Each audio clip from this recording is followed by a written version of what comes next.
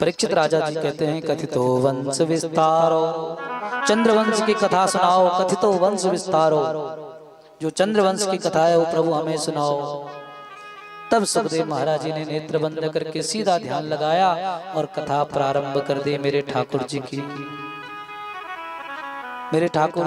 की कथा सुनानी प्रारंभ कर दी है।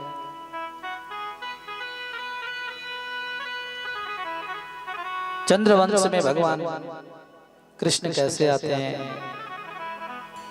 भगवान की महिमा क्या है, भगवान क्यों आए, इन सभी कथाओं को सुखदेव महाराज जी राजा परीक्षित को सुना रहे हैं और आप लोग भी यहाँ पर ध्यान से सुन रहे हैं। देवकी का विवाह हो रहा है, जो भगवान की माँ है, जिसने भगवान को जन्म दिया, और वसुदेव जी के साथ हो रहा है। भगवान के जो मामा जी हैं कंस महाराज, वो अपनी बहन को विदा कर रहे हैं। कथाएं तो आपने कई बार सुनी है, यही तो है कथा। ऐसे तो हुआ, विवाह हुआ भगवान। लेकिन कहते हैं जब विदाई हो रही थी तो इतने में आकाशवाणी हुई और कंस को कहा, हे कंस, जिस बहन को तो विदा कर रहा है ना, इसका जो 8वां गर्भ होगा वही तेरी मृत्यु का कारण होगा। जब कंस को ये बात पता चली तो कंस ने तलवार निकाली अपनी बहन को मारने के लिए। तलवार निकाल दी महाराज। इतने में मेरे भगवान अपनी लीला करते हैं और वसुदेव जी अपने सिर को आगे कर देते हैं कि अभी अभी तुमने कन्यादान किया है, अभी अभी तुम अपनी बहन को छोड़ने चल रहे थे और अभी अभी तुम अपने बहन को मार रहे हो, और इसको बचाने का फर्ज मेरा है। क्योंकि 7 फेरों में पति एक फेरा ये भी लेता है कि जब जब मेरी पत्नी को कोई कष्ट आए तो मैं इसकी रक्षा के लिए हमेशा आगे रहूं। इसलिए पहले मुझे मारो, पहले मुझे मारो। ये कंस से नहीं हो पाया, इसलिए कंस ने बेड़ियां बांधी, देवकी और वसुदेव के हाथों में बेड़ियां बांधी और कारागार में डाल दिया। कारागार में डाल दिया। संतानें होती गई महाराज, एक एक करके सबको मारता गया कंस। क्यों मारता गया? क्योंकि जब कारागार में डाला तो नारद जी ने कहा कि क्या पता वो किस रूप में आ जाए, कोई जरूरी तो नहीं कि 8वें गर्भ के रूप में आ जाए। कमल के फूल के समान हाथों का आकार किया और बोला नारद जी ने, हे कंस, इधर से गिनेगा तो ये 8वां है, इधर से गिनेगा तो ये 8वां है, इससे गिनेगा तो ये 8वां है, इधर से गिनेगा तो ये 8वां है। ऐसे कंस की मति भ्रमित कर दी महाराज। कंस महाराज को लगा कि कोई भी कभी भी किसी भी तरह आ सकता है, इसलिए एक भी बच्चों को, एक भी बालक को जीवित नहीं छोड़ा कंस ने। जितनों का जन्म हुआ सभी को माया मारा। योग माया का जन्म होता है। आज भगवान का जन्म होने वाला है।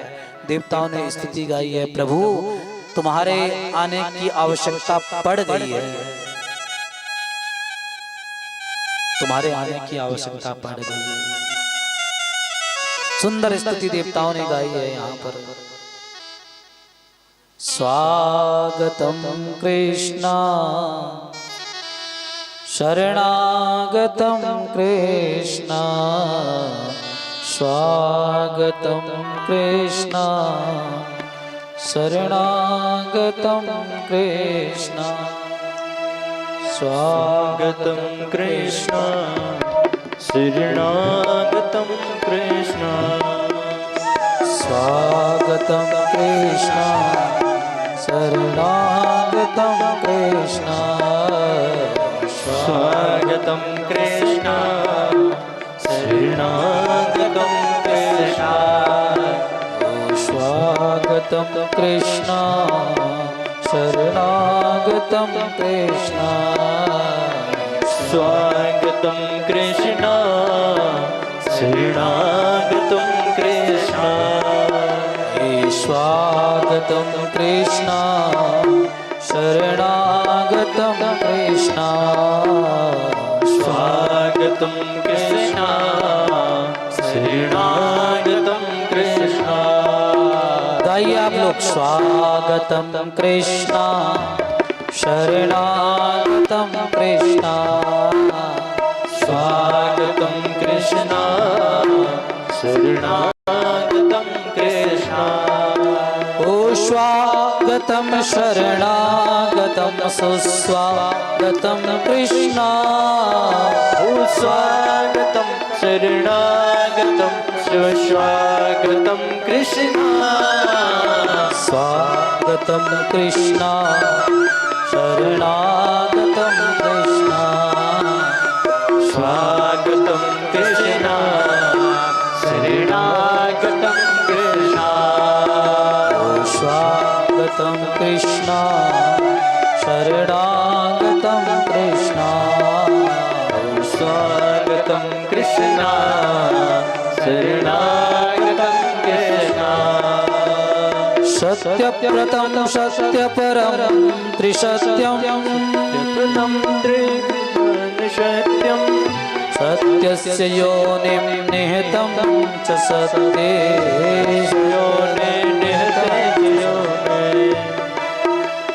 सत्यस्य सत्यमृत सत्यनेत्रम् सत्यात्मकं त्वां शरणं प्रपन्ना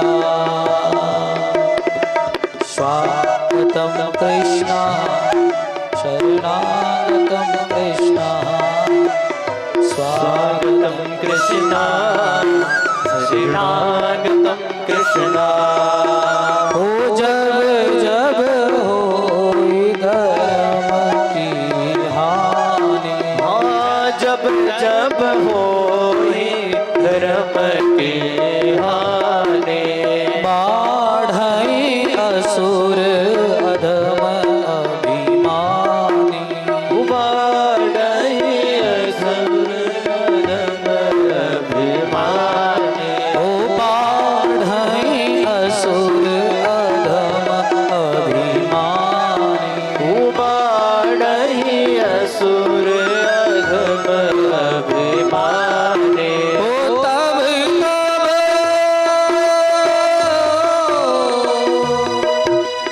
तब तब प्रभु धरि विविध शरीरा तब प्रभु धरि विविध शरीरा तब प्रभु धरि विविध शरीरा तब प्रभु धरि विविध शरीरा प्रभु धरि विविध शरीरा तब प्रभु धरि विविध शरीरा ओ यदा यदा हि धर्मस्य ग्लानिर्भवति भारत अभ्युत्थानमधर्मस्य तदात्मानं सृजाम्यहं परित्राणाय साधूनां विनाशाय च दुष्कृतां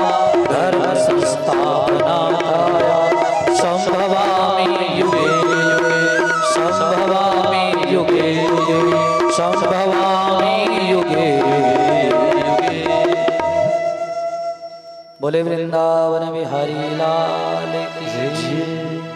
परित्राणाय साधूनां विनाशाय च दुष्कृतां धर्म संस्थापनार्थाय संभवामि युगे युगे यदात्मानं तदात्मानं सृजाम्यहं कब कब जब जब होए धर्म की कब कब प्रभु लेते हैं जन्म जब जब होए धर्म की तब तब विप्रधेनु सुर संतहित